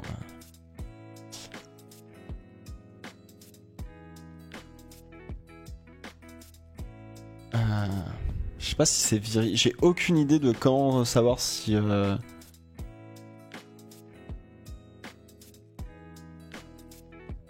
Ah. Gearbox, alors ça me fait marrer. C'est quoi? C'est moi dans la logique je pense que c'est Viry qui fait la boîte. Mais après c'est... En tout cas il y a un poste de Gearbox Assembly Technician à Enstone. Si jamais vous voulez un job. Ah, finalement non. Probablement qu'il a été pourvu, mais le mec qui est arrivé, il a pas l'air de faire un bon boulot du coup. Mais il y a moyen hein, que ce soit Enstone qui fasse la boîte, mais je suis pas sûr. Moi dans la logique, ce serait effectivement Viry, tu vois. Ça me paraît.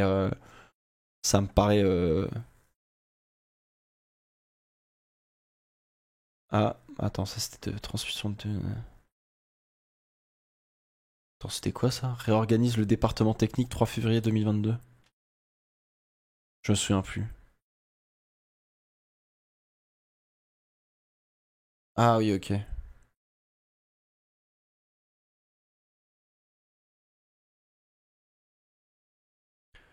Matt et Pat comme leader technique. Ouais, Pat Fry, bah, on l'a jamais vu bosser sur quoi que ce soit à Enstone depuis qu'Alpine a repris le bébé. Hein. Ça, c'est un autre problème.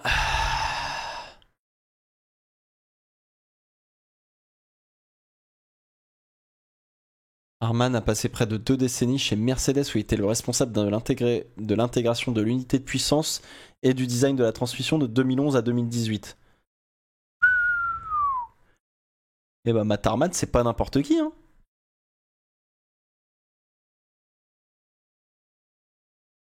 Benetton, McLaren, Ferrari et Manor. Eh bah dis donc, Pat Fry est passé chez Manor. Ok.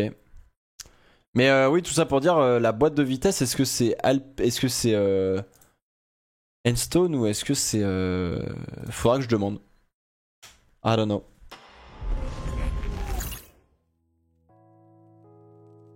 Pat faisait acte de présence. Oh, c'est un bien grand mot. Hein. C'est un bien grand mot. Mais Manor, ça fait tâche sur le CV. Oh. Puis ouais, bah ouais. Donc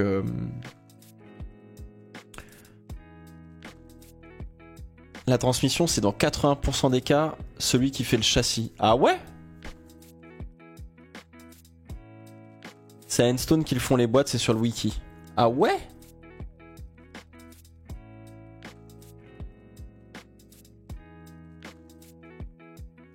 Ok. Donc ça veut dire que la boîte c'est Enstone? Je vais aller voir. Enstone F1 Factory. Alors attends, tu sais quoi, je vais regarder ça in English. On va faire une recherche Gearbox. Y a pas de Gearbox. Ah mais oui, mais là je suis sûr. Ouais, d'accord, mais Enstone F1. Attends. F1 Factory.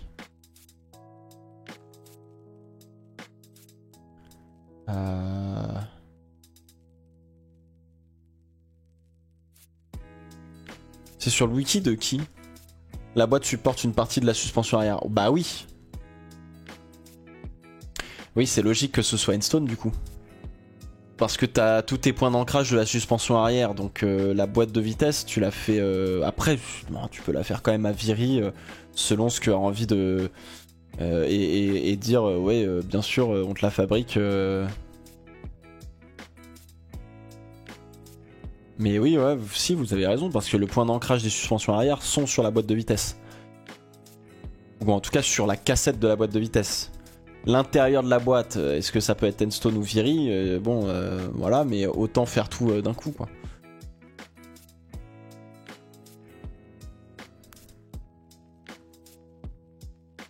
Mais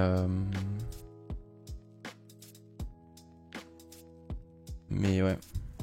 Bon, en tout cas, il y a du taf. On était sur Liam Lawson à l'origine, les potes. Bon, après, en vrai, je vous ai donné les... Je vous ai donné ce que je pensais hein, de Liam Lawson. J'aimerais bien le voir un petit peu plus, quoi, mais bon. Drugovic. Peut-être chez Williams pour 2024. C'est pas lui qui a dit on est en discussion avec Williams ou je sais pas quoi, ça va dans le bon sens ou je sais plus quoi. Drugovic chez Williams, en vrai, ce serait mérité. Mais Williams, ils ont que l'embarras du choix en termes de pilotes s'ils veulent remplacer Sargent. Hein. Il y a plein de pilotes qui peuvent se retrouver sur le marché et qui peuvent être intéressants pour Williams. Hein. Donc, malheureusement, je pense que Drugo, il est pas du tout en tête de liste chez Williams. Je pense qu'il y aura un autre pilote et qui sera tout aussi bien, tu vois. Mais bon. Mais bon. Écoute, on verra. Hein. On verra. Est-ce que vous voulez parler un peu de WEC vite teuf? Allez, on parle de WEC vite fait. Notre Belge national, Stoffel Van Dorn. Le petit Stoffel, il a signé avec Peugeot en tant que pilote titulaire pour 2024. Il avait fait une pige, je crois. C'était où? C'était à Suzuka qu'il a fait la pige? À Fuji, pardon. C'était Fuji où il a fait la pige, il me semble. Ou peut-être avant. Bon, bref, je sais plus. Je suis mitigé. Fuji, ok, ouais, c'est ça. Je suis mitigé. Des noms en tête pour remplacer Sargent rapidement, non. Genre, en vrai, pour l'instant, c'est hyper ouvert. Van Dorn, ok, ouais, chez Peugeot. Erreur de carrière ou pas? Parce que quand tu vois la caisse, c'est dur. Hein. C'est dur. Hein. J'espère qu'il est bien payé et que en fait, il se fait vraiment trop chier chez Aston Martin pour être tout le temps sur le bord de piste. Très probablement qu'il a envie de rouler, tu vois, mais J'espère pour lui et surtout aussi pour Peugeot que ça allait mieux l'année prochaine, mais les bagnoles elles sont gelées en termes de développement, donc tant que Peugeot amènera pas une deuxième voiture, qu'elle la passera pas en soufflerie à la FIA pour la valider, etc. Bah pour l'instant, la 9X8, c'est pas fou quoi. Donc, bon, effectivement. Stoffel chez Peugeot, tant mieux. En vrai, c'est un bon pilote dans une équipe qui a besoin d'aide. Donc, bah, let's go, hein, ça fait plaisir. Donc, ils ont droit à une deuxième voiture avant 2028. Ouais, c'est ça. Quand ils veulent. S'ils veulent la sortir dès 2024, ils peuvent. Bon, faut bosser dessus quand même, accessoirement. Mais effectivement, il n'y a que Toyota qui en est déjà à sa deuxième voiture pour le moment et qui est bloqué jusqu'à fin 2027, du coup. Donc les 9X8 marchent bien de nuit entre 15 et 18 degrés au Mans. Ouais, et ça c'est sans la mettre dans le mur aussi, hein, accessoirement. Mais bon.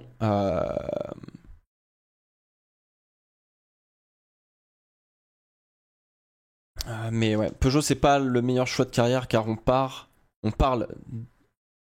d'une Valoir LMDH depuis quelques temps. Ah, ils vont faire peut-être une LMDH finalement Peugeot parce que la LMH c'est tu fais tout from scratch, ce qui est difficile. La LMDH, bon, t'as déjà un châssis et t'implémentes un moteur. Enfin, bon, t'as de quoi faire, quoi. Tu pars pas de rien, ce qui est pas. T'as oublié la pleine lune pour qu'elle marche. Oh, vous êtes des bâtards. Ah là là. Pauvre la conceptière. Nick De Vries. C'est quoi ce petit blouson Toyota Gazoo Racing, là? Bah alors, Nick, on se retrouve chez Toyota. Bon, tant mieux en vrai pour lui, hein. Mais pourquoi pas, hein, un petit Nick De Vries en endurance chez Toyota. Let's go, hein, on va pas dire non, c'est tant mieux. Après, encore une fois, faudrait pas non plus que le WEC devienne un peu la poubelle de la F1, comme ça a été le cas pour la Formule E, quoi. C'est-à-dire que la Formule E, c'était le championnat poubelle où tu y récupérais tous les anciens pilotes de F1 qui étaient pas assez bons pour rester en F1. Donc là, si le WEC, ça devient la poubelle de la F1, des pilotes de F1, c'est un peu relou, quoi. Je vais pas te le cacher, c'est un peu relou. Mais c'est un ancien réserviste de Toyota Gazoo. Ah ok, let's go, j'aime bien. Bah, après, De Vries, il a déjà fait le Mans. Hein. À la place de qui par contre, ça c'est une vraie bonne question. Hein. Mais avant la F1, il était avec eux déjà. Ouais, mais il a fait deux ou trois fois le Mans, hein, si je dis pas de bêtises, De Vries. Et De Vries, mais c'était en P2, je crois qu'il a fait le Mans, il me semble. Donc bon, écoute, on verra. Hein, mais s'il devient titulaire, tant mieux, tant mieux, tant mieux. Donc voilà, rumeur sur une V2 de 9X8 en développement avec un nouvel aéro. Ok, bonne chose à savoir. À la place de José María López, peut-être. 4 fois le Mans, ok, ouais, c'est ça. Ouais, il était chez TDS, ok, ouais. Hirakawa a signé chez McLaren en réserviste. Ah ouais. Ok. La 9X8 aurait marché si la FIA avait pas assoupli la réglementation de 2023. Ouais, alors ça, j'ai pas suivi en vrai, mais bon. Et la rumeur de. Eh oui, le baron rouge et non le baron bleu, mesdames et messieurs. Est-ce que Mick Schumacher pourrait rejoindre Alpine en endurance pour le programme Hypercar de 2024? Il faut savoir que là, chez Alpine, on continue d'engranger les kilomètres avec la A424, donc l'Hypercar de 2024 en ce moment. Beaucoup de tests. Très bien. Rien n'est sûr sur les équipages, en tout cas pour l'année prochaine. Il y a deux voitures, je crois, normalement, qui sont alignées pour la saison en WEC. Donc, bah écoutez, en vrai, je suppose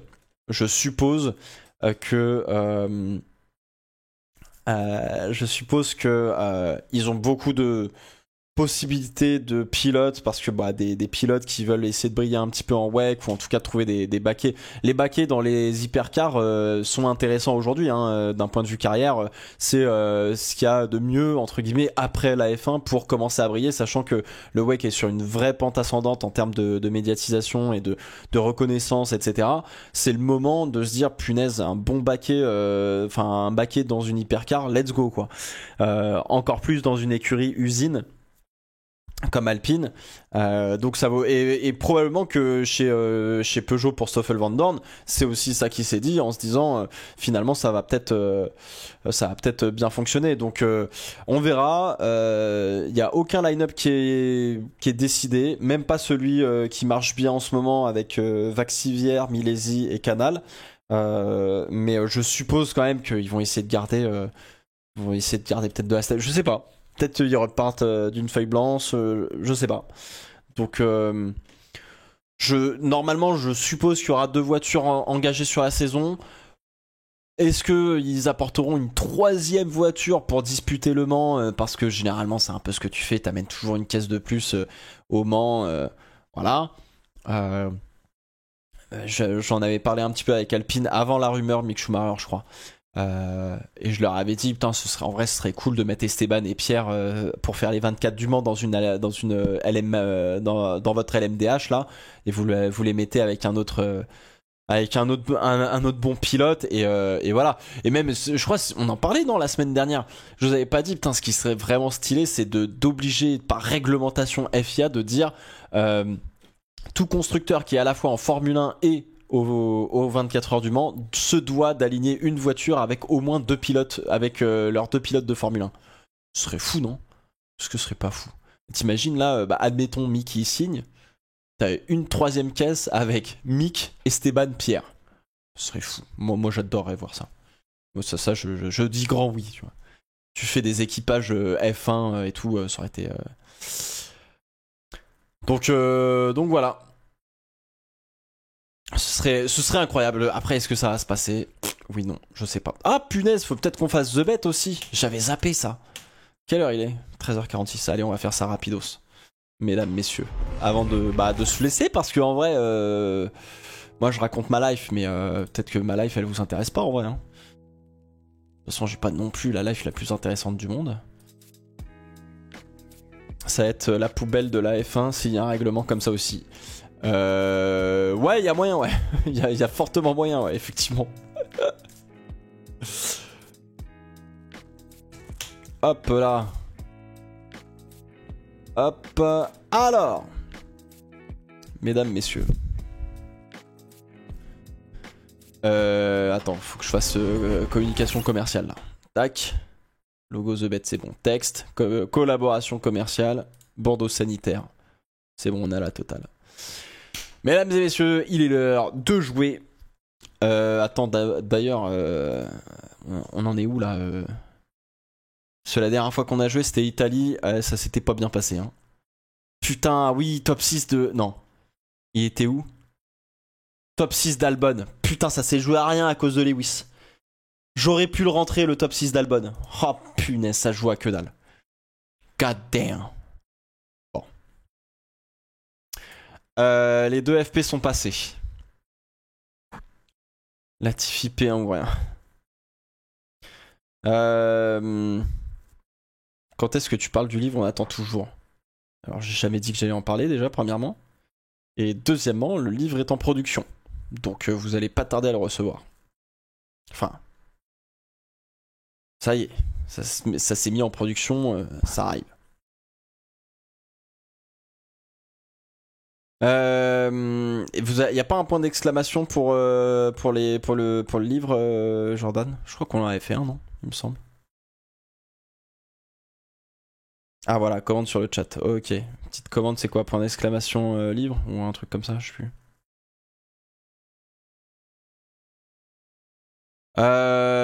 Alright.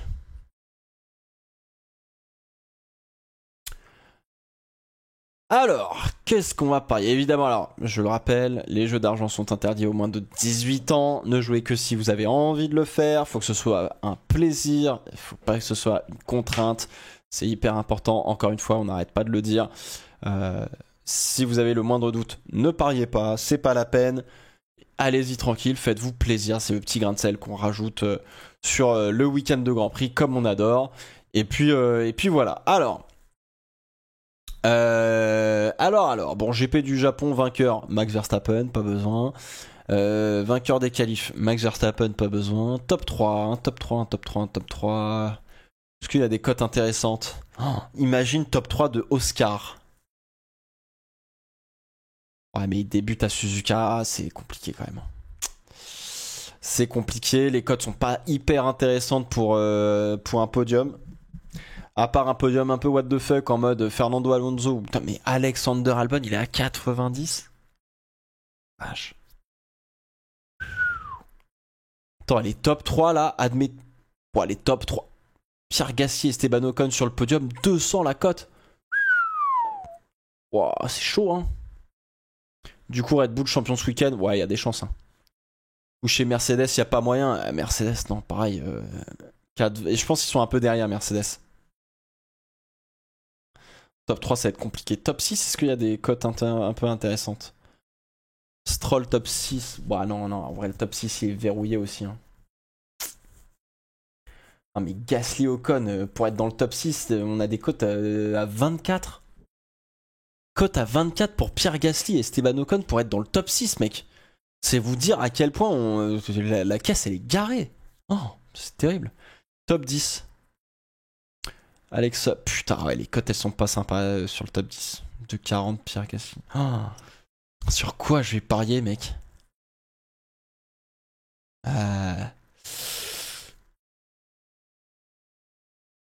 Oh. Oh, je sais pas sur quoi parier, les potes. Oh, c'est dur. Vraiment, je vais pas parier grand chose là. Je vais pas parier grand chose. La seule cote intéressante, mais qui rentrera pas, je pense, c'est celle d'Oscar Piastri, top 3, mais. Je peux mettre Sainz en podium, ouais. 2,75, c'est ce qu'on va arriver à faire de mieux, quoi. Norris, même la cote de Norris, elle est trop faible pour parier sur un podium sur lui, tu vois. Je vais mettre. Et top 6 d'Albon, par exemple. 9,50, ouais, mais c'est peu probable, ça va pas arriver. Hein. Charles, Sainz ou Norris sur le podium, bah moi je vois plus. Je vois plus Sainz que Charles pour le coup, mais je me rends pas compte. Vous trouvez Leclerc il est mieux, ouais? Russell Mercedes, je pense qu'ils sont un peu en deçà. Ils vont avoir du mal, je pense, sur Suzuka. Mais ouais. Plutôt Charles, ouais. Top 6. Non mais Oscar et Alonso, top 6 d'Alonso de 40. On souffle, hein, parce qu'il y a probablement les deux Red Bull, probablement les deux Ferrari, probablement les deux McLaren, donc le top 6 il est terminé. Et j'ai même pas compté les deux Mercedes.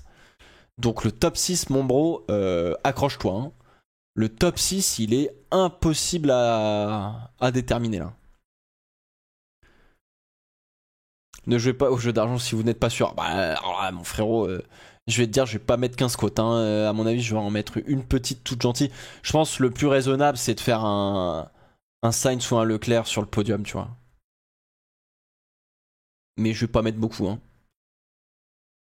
Je vois Mercedes y arriver. Ouais, bah. Oui, mais la pluie. Il n'y a pas de pluie. Il n'y a pas de pluie pour dimanche, normalement. Là, le temps reste sec tout le week-end.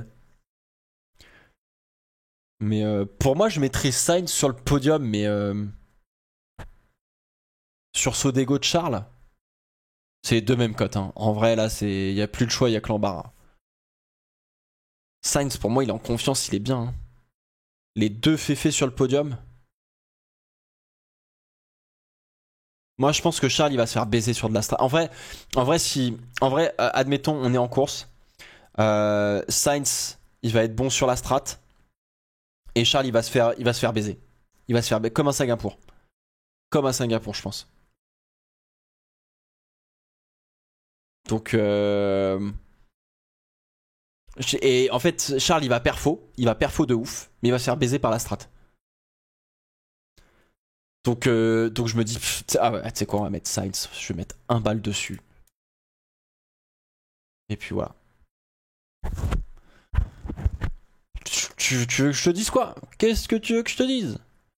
Japon vainqueur, est-ce que je mets 1€ sur Max Verstappen? Cote à 1,20 c'est donné, hein, parce que d'habitude il est pas à 1,20, il est à beaucoup moins. Mais l'undercut est puissant à Suzuka, ça dépend des pneus. Alonso P6.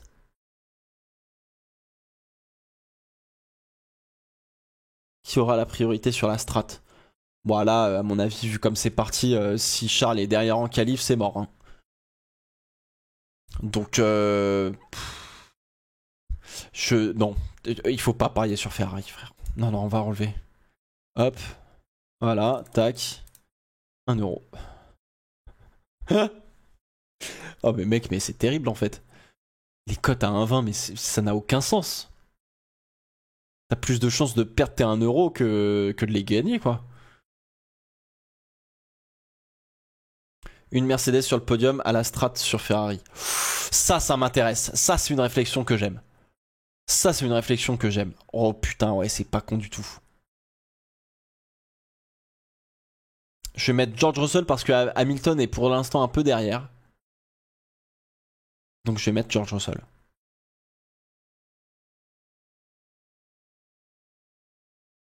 Esteban, c'est aussi son circuit préféré. Hein. Suzuka, il adore.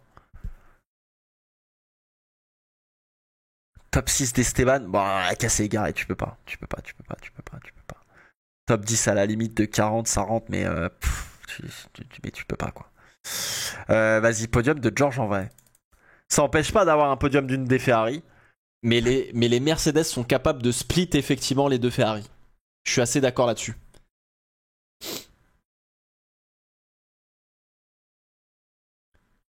Je pense.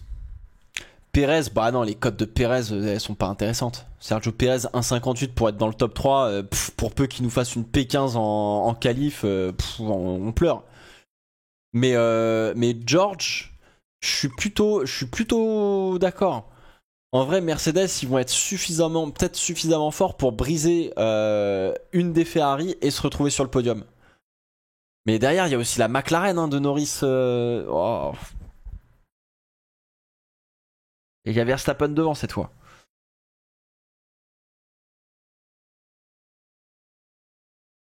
C'est un call très loin. Mais j'y crois pas. J'y crois pas, je vais mettre. Il y a McLaren et Ferrari qui sont à la bataille pour top 2, top 3. Donc Russell Hamilton, c'est compliqué. Hein. Mercedes ce week-end, moi ça me paraît quand même aussi compliqué. Hein.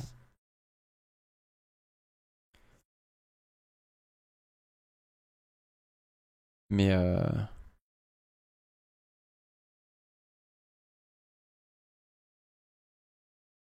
mais ouais là, il y a que 2 marches sur le podium que tu peux aller chercher. Les 2 marches, elles sont déjà disputées entre quasiment 4 voitures. À la limite, encore une fois, ce que je te disais, c'est peut-être un top 3 de Piastri, mais ça part de très loin un top 3 de Piastri, hein, parce que il découvre Suzuka et tout. Si je fais podium à Suzuka, Piastri, mais what the fuck, hein, lui, il va devenir 10 fois champion du monde, c'est pas possible. Donc, oh, ouais. Mais pour moi, il y a au moins une Ferrari, au moins une McLaren sur le podium. Une Red Bull normale, mais j'ai du mal à voir une Mercedes sur le podium, je sais pas.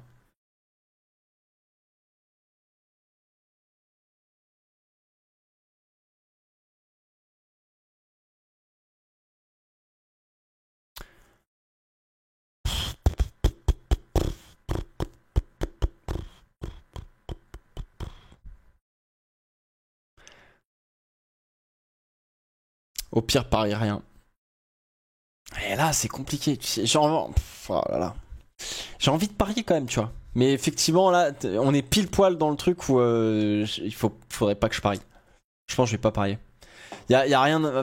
C'est pas qu'il y a rien d'intéressant, mais le championnat et les forces en présence font que Les cotes, tu peux pas voir quelque chose sortir du chapeau comme ça en fait. Tu vois, les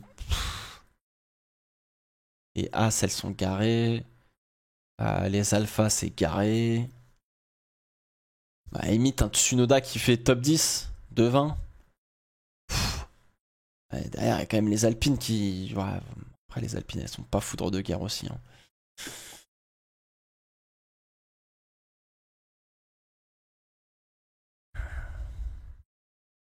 Les Alpines, ça a du rythme en course. Pourquoi pas top 6? Bon, mais t'es fou, frérot. T'as vu ce qui s'est passé en FP, en free practice? C'est. Non. Rythme par rythme, il y a. Non. Non. La voiture peut pas. La voiture, le pilote, il a beau essayer de faire tout ce qu'il peut, la voiture peut pas.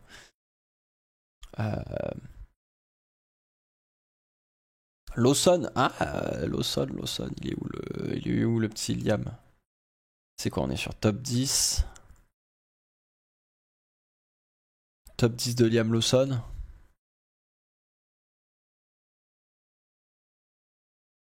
Mais c'est pas mal ça, top 10 de Liam Lawson. Ça me parle un peu. Faut que la caisse soit perfo. Hein. Faut qu'il y ait un peu de grabuge devant.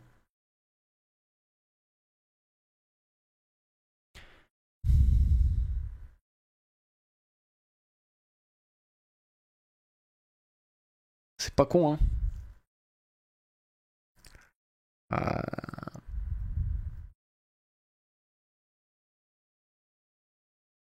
Ouais, Lawson, hein. Lawson, c'est pas mal. Bon, vous avez vu, on a beaucoup douté. On va mettre juste Liam Lawson. Je vais juste mettre Liam Lawson sur top 10, 2,45. Et puis on verra.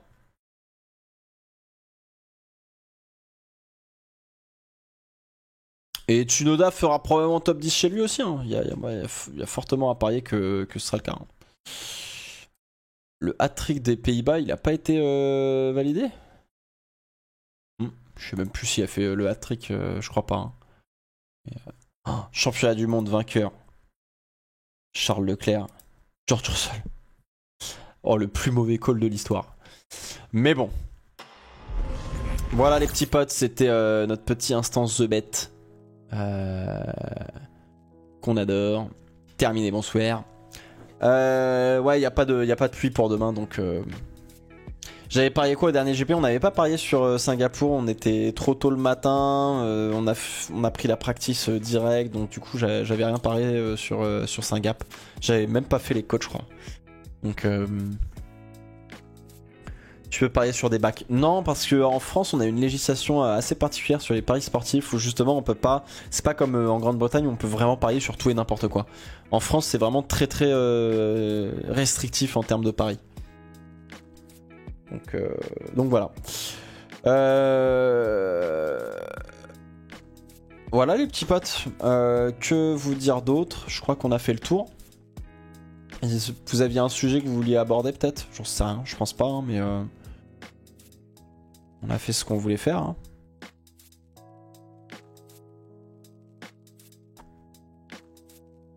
Je vais y aller, j'ai une vidéo sur Alpine à terminer. Et puis voilà. Et j'ai un sandwich à terminer.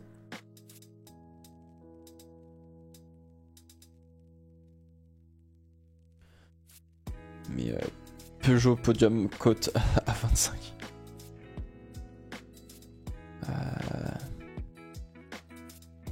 Est-ce que la météo prévue peut rechanger d'ici le début de la course? Oui, mais bon, a priori...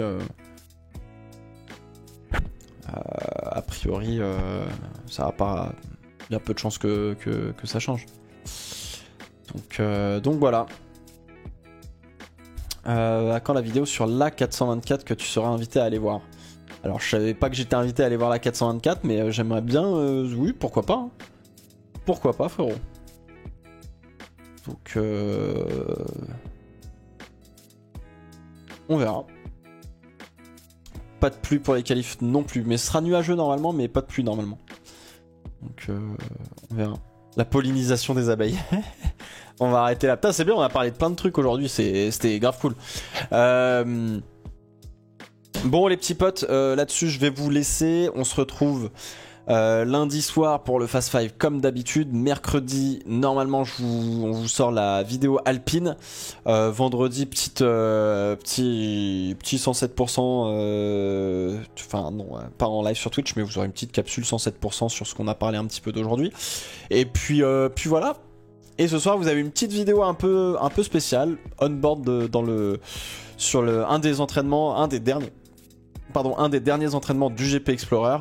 J'espère qu'elle vous plaira. C'est le même format que ce qu'on avait fait, vous savez, au Val de Vienne, là où on avait mis la cam dans le casque.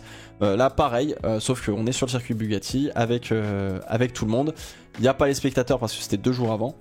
Et puis voilà. Donc voilà, tranquillement pour ce soir la petite vidéo. Et puis bah d'ici là les potes, bon week-end de course. Levez-vous tôt le matin pour regarder tout ça sur la F1, sur ce que vous voulez évidemment, tu vois. Et puis voilà. Sur ce, je vous fais des bisous. Je vous souhaite une bonne journée, bonne après-midi et surtout un bon week-end. Ciao ciao, bye bye.